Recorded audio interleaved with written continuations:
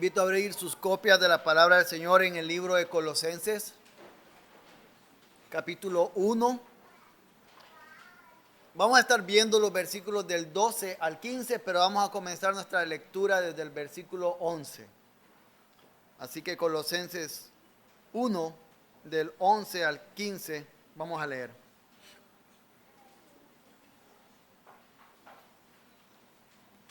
Leamos. Rogamos que ustedes sean fortalecidos con todo poder según la potencia de su gloria, para obtener toda perseverancia y paciencia, con gozo dando gracias al Padre que nos ha capacitado para compartir la herencia de los santos en la luz, porque Él nos libró del dominio de las tinieblas y nos trasladó al reino de su Hijo amado, en quien tenemos redención, el perdón de los pecados. Él es la imagen del Dios invisible, el primogénito de toda creación. Oremos. Señor, te pido que en esta noche, mientras terminamos este servicio de adoración, me concedas no confiar en mí, concedas que no salgan palabras que yo quiera hablar y que no estén en tu texto, sino que todo lo que yo pueda decir y pensar en este momento sea guiado por tu Espíritu Santo. Oh Dios, incluso yo digo algo incorrecto, que tu Espíritu Santo redarguya a mis hermanos para ser buenos berianos y buscar la verdad en tu palabra. Permite que todos mis hermanos y yo podamos ponernos bajo la autoridad de tu palabra infalible y inerrante. En el nombre de Jesús. Amén. Ustedes recuerdan, o no sé si algunos de ustedes habrán visto, hace algunos años, un acontecimiento en Chile, en donde había unos mineros que quedaron bajo tierra. La mina en la cual ellos estaban trabajando colapsó y quedaron varios días atrapados ahí abajo. Y para liberarlos, siendo algo tan difícil y tan delicado, tenían que llamar a expertos, personas que supieran cómo hacer ese trabajo de rescate, cómo llegar hasta las profundidades de la tierra y sacar a estas personas sanas y salvas. Y al final lo sacaron. Y yo fui uno de los que estuve viendo la transmisión en vivo y ver cómo salía cada uno de estos hombres. Lo que estamos viendo en esta sección que vamos a estar leyendo de Colosenses, que es los versículos 12 al 15 del capítulo 1, es cuando comienza a hablar ya acerca de el rescate que Dios hace y habla de la única persona que tenía la habilidad para rescatar, que es Jesús. Entonces comienza a dar destellos de esta gran cristología que va desde el versículo 13 hasta prácticamente el final de este capítulo 1. Y traigo 3 puntos. Y el primer punto que quiero que veamos es los dos reinos en guerra, la luz y las tinieblas. Para los que apuntan, los dos reinos en guerra, la luz y las tinieblas. Lo que estamos viendo acá, por implicación, es que hay dos reinos. Y hay un movimiento que se da de un reino hacia otro. Para los colosenses, esto quizás era algo conocido.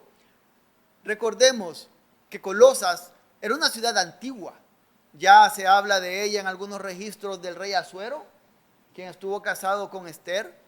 Luego se habla también que Alejandro Magno, en esta gran conquista que hace, una conquista interesante donde invicto, no perdió ni una tan sola batalla, él pasó por ahí y estaba Colosas.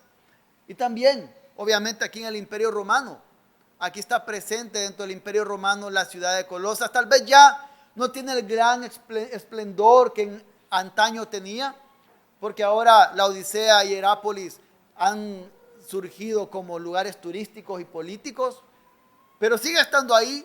Y entonces los colosenses entendían lo que era estar pasando de un reino a otro. Entendían lo que era el traslado, lo que era que un día le dijeran, ahora somos de este reino, ahora eres de este otro reino.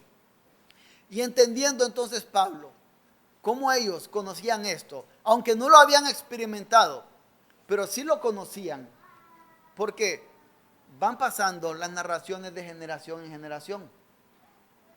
A veces nosotros podemos saber cómo vinieron nuestros antepasados de algún lugar. Mi abuelo vivía en aquel lugar, mi abuelo se mudó de esta ciudad a esta otra ciudad, o mi bisabuelo, y nunca lo experimentamos, no estábamos allí, pero son narraciones que han venido contándose a nosotros. Entonces los colosenses tenían este entendimiento de cómo ellos habían pasado de un lugar a otro, de un reino a otro. Y utilizando esto, viene Pablo entonces y comienza a argumentarles: hey, hay reinos. Ustedes han sido parte de distintos reinos, de distintos imperios, y saben entonces lo que es moverse de un imperio a otro. Y lo que está recordando aquí es lo que nosotros vimos ya y pues hemos conocido desde Génesis: dos simientes en guerra. Desde el inicio hay dos simientes en guerra. Porque estos reinos de los cuales comenzará a hablar Pablo o mencionará aquí por implicación es reinos antagónicos, reinos enemigos. No son reinos como los que a veces conocemos o países que conocemos que hacen tratados de paz, de libre comercio para prosperar, intercambio de conocimiento. Estos son reinos que están en constante guerra. Desde el inicio de la caída son reinos que están en constante guerra. Hay dos simientes. Y esta es la historia también que podemos ver en la palabra del Señor. La simiente de Satanás y la simiente de la mujer en Cristo. En constante guerra. Entonces lo que está diciéndoles: hey, hay dos reinos. La luz y las tinieblas. Y esto es una realidad para nosotros también. Algunas veces cuando hemos tenido la oportunidad de estar en un aeropuerto, vemos en las salas de espera personas de distintas nacionalidades. Personas de distintas nacionalidades en el mismo lugar, en el mismo espacio físico. Distintos idiomas, distintos pasaportes, mismo lugar, distinta pertenencia. Eso es lo que sucede también para nosotros hoy. Tenemos un montón de personas cada día a nuestro alrededor, en el auto, en el transporte público, en el trabajo, en la escuela, en donde sea, pero con distinto pasaporte. El pasaporte de las tinieblas y el pasaporte de la luz. Y es lo que está diciéndoles aquí Pablo. Hey, hay un traslado que está pasando. Y yo creo que no tengo ni siquiera que argumentar, ni decir, ni recordar quién gobierna en cada uno de estos reinos. El reino de las tinieblas gobernado por el príncipe de este siglo, Satanás. Y el reino de la luz gobernado por Cristo Jesús. Ahora, es importante recordar algo. Nosotros estamos tan acostumbrados a filosofías que no son bíblicas, como por ejemplo el yin y el yang, el mal y el bien en constante balance que permiten que todo vaya en marcha. Eso es mentira. Este reino de las tinieblas, este reino de la luz, no son dos potencias similares que están en balance y que están empujando a ver quién va a ganar al final. No. Ya conocemos, ya sabemos que el reino de la luz vence. La palabra del Señor nos muestra que no son iguales. Que Satanás, como decía Martín Lutero, es el Satanás de Dios. Podemos ver que a veces, aunque parece que la maldad está avanzando y está dominando y está ganando, el Señor ha prometido que su iglesia permanecerá, que está siendo edificada por Él mismo, que Él es quien la sostiene. Y por esta razón es que creo que nos gustan, bueno, espero que a todos, pero nos gustan mucho estas películas donde siempre ganan los buenos, ¿verdad? Como odio las películas cuando hay dos partes y en la primera parte termina ganando el malo. Dan ganas de querer ver ya la segunda parte para que ganen los buenos. Nosotros ya sabemos que esta es la historia. Este reino de la luz gana. Y si tenemos eso, significa que nosotros ganamos. Significa que nosotros somos parte de ese reino de la luz que va a ganar, aunque a veces parezca que estamos perdiendo, aunque a veces parezca que estamos perdiendo sobre nuestros hijos, aunque a veces parezca que todo está atacando a los que amamos, aunque a veces parezca que nosotros mismos estamos perdiéndonos. Este reino de la luz, en el cual somos parte, al final gana. Y nunca debemos que olvidar esto. Y antes de pasar al segundo punto, a modo de aplicación es bueno preguntarnos: ¿yo de cuál reino soy? ¿Del que gana o del que pierde? ¿Cuál es mi destino final? ¿A quién estoy llamando yo, Señor? ¿A quién estoy diciéndole yo que es mi rey? Y tenemos que recordar algo. Todos somos esclavos. Todos somos esclavos. Del pecado para muerte o de Cristo para vida.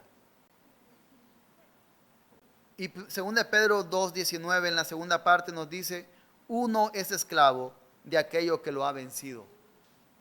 ¿Qué es lo que nos ha vencido? ¿El reino de las tinieblas o el reino de la luz? ¿Qué ha ganado en nuestro corazón? ¿Cristo o no?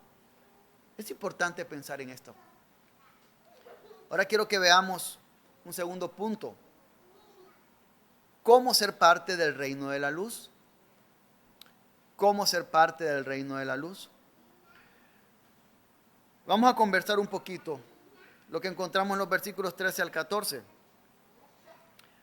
Y aquí nos está diciendo que hemos sido librados, que nos libró del dominio de las tinieblas y nos trasladó al reino de su Hijo amado.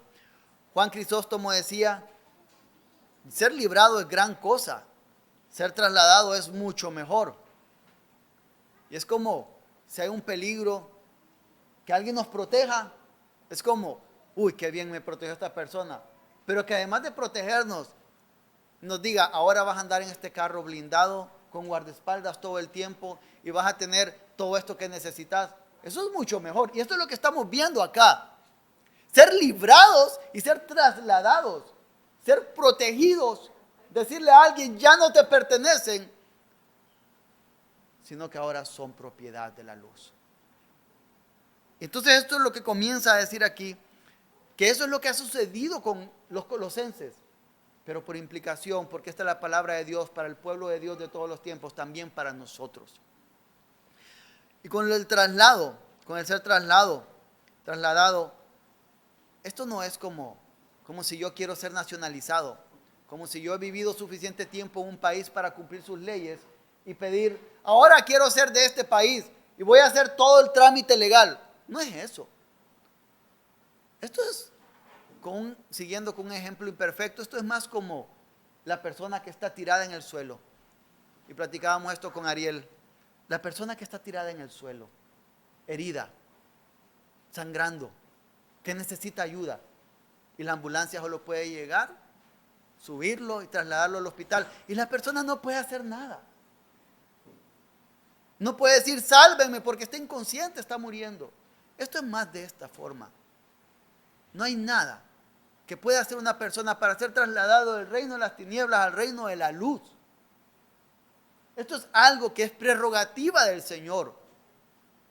Y está diciendo que Él ha hecho este traslado, Él ha hecho este movimiento en la obra de redención trinitaria.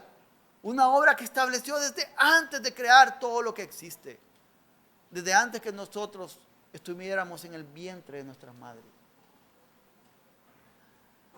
Entonces, viene y dice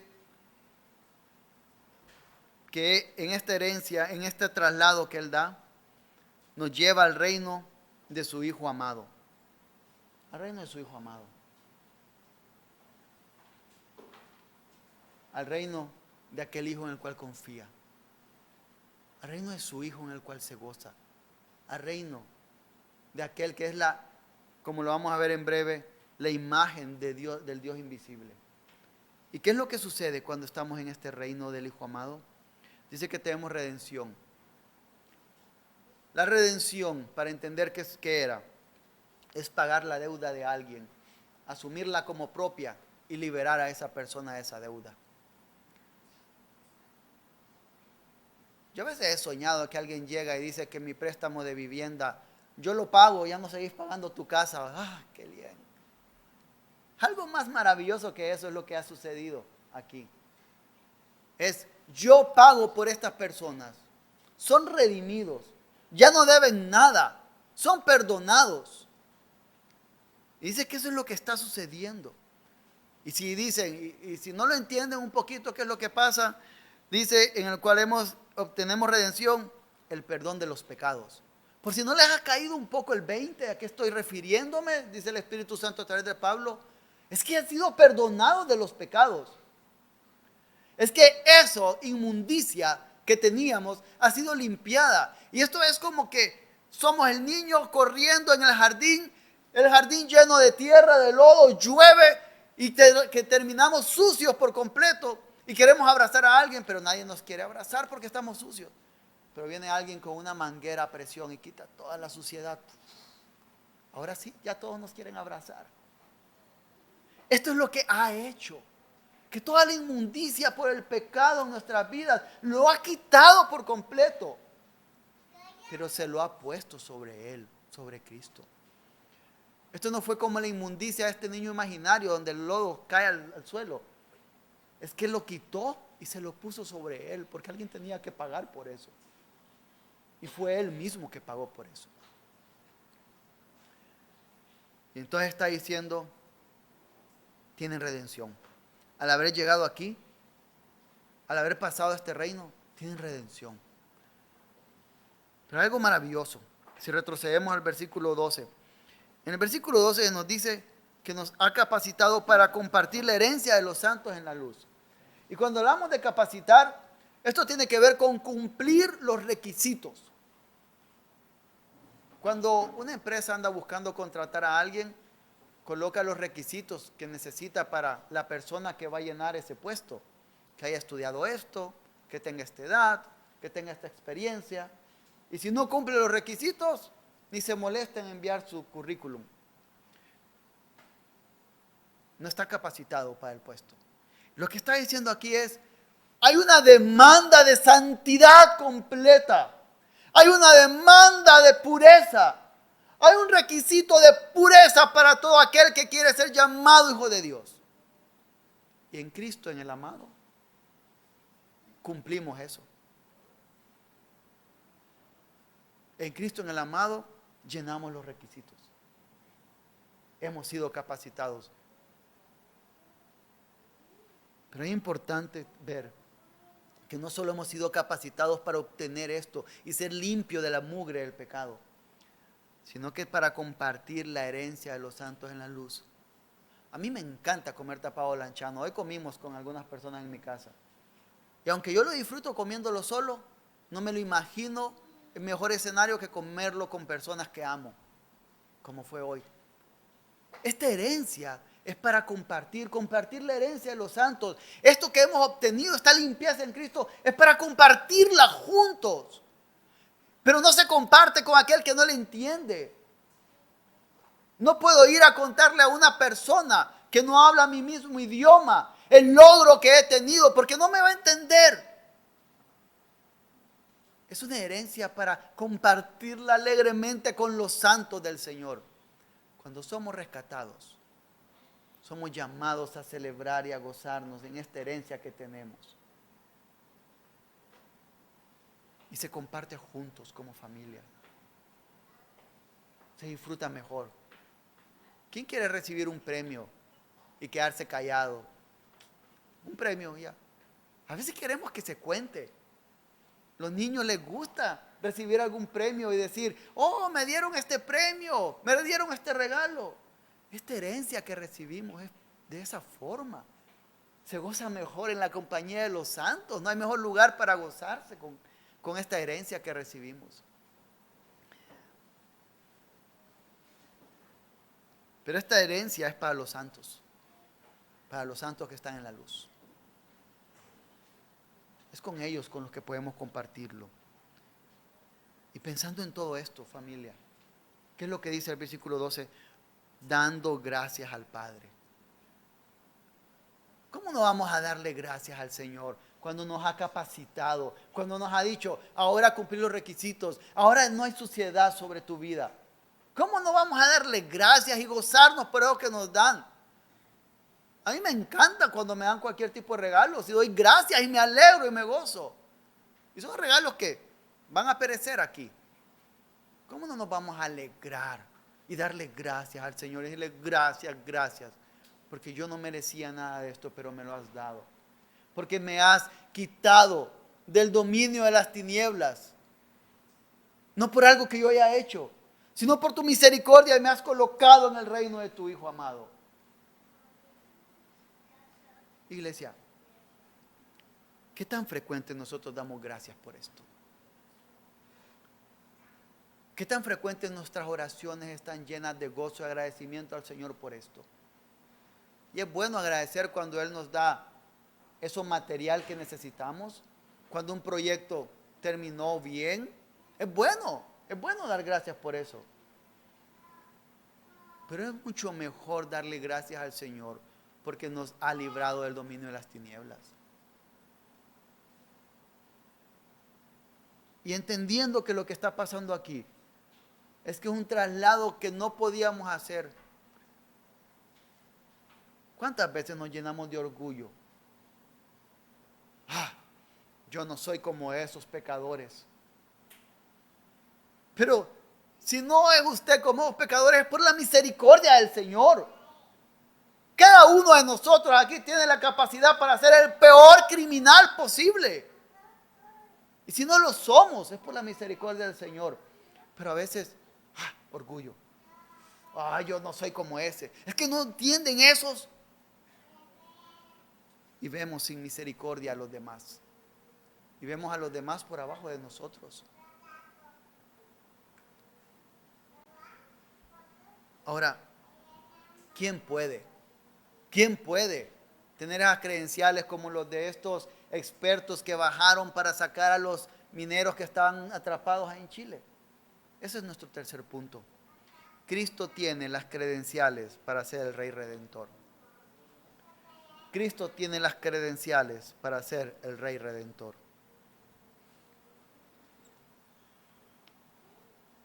El versículo 15 nos dice: Él es la imagen del Dios invisible, el primogénito de toda creación.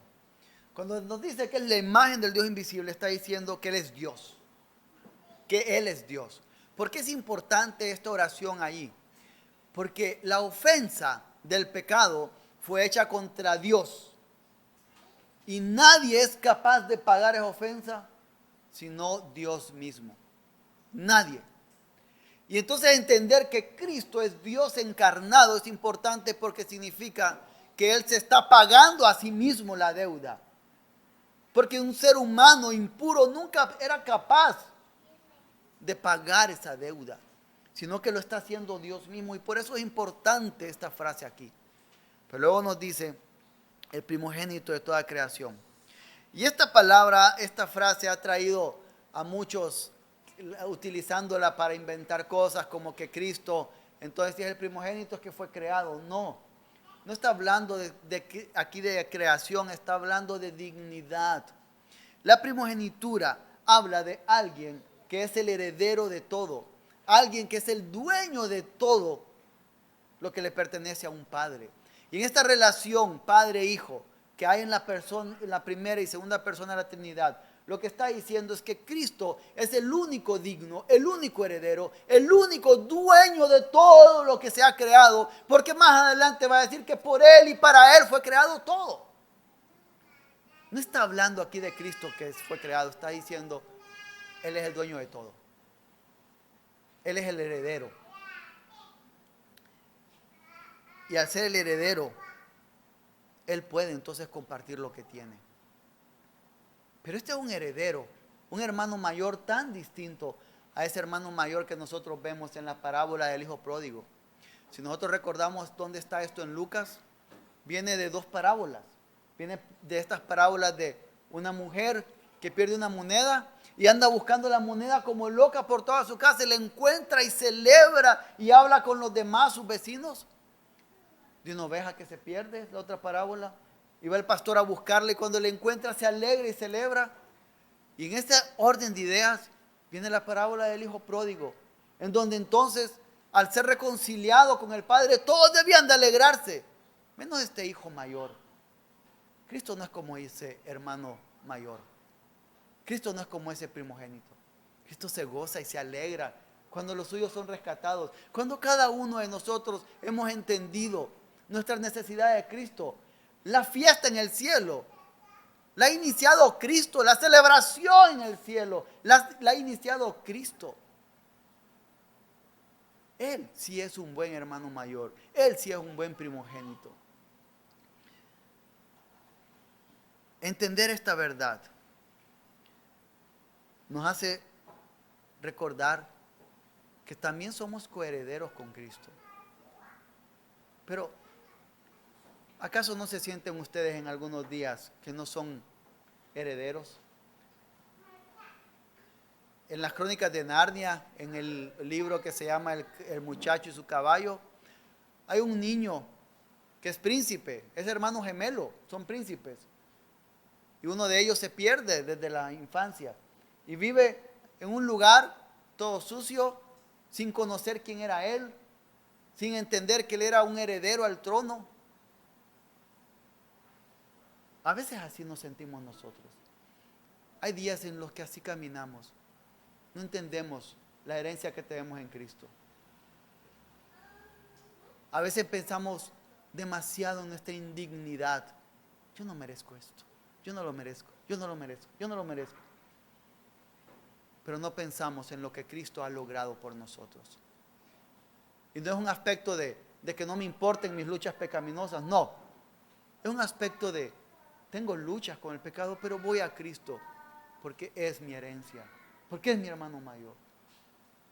A veces así caminamos como este niño que no sabía que era un príncipe. Porque a veces no vivimos en la verdad. ¿Qué es la verdad? Le preguntó Pilatos a Jesús. ¿Qué es la verdad?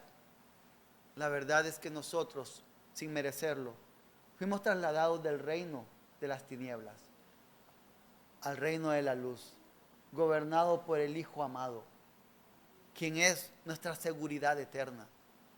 Y es algo que debemos de recordar cada día. Pero esto es para usted que es creyente. Esta esperanza y esta herencia es para usted que es creyente. Si usted no es creyente, si usted no ha entendido esta verdad, usted está viviendo en la oscuridad. Como dice el Evangelio de Juan al inicio, está viviendo, amando más la oscuridad. No quiere venir a la luz para que sus obras no sean expuestas. Usted está viviendo una vida sin esperanza. Recordemos que una de las cosas por las cuales Pablo se goza por los colosenses es porque ellos viven en la esperanza eterna que tienen.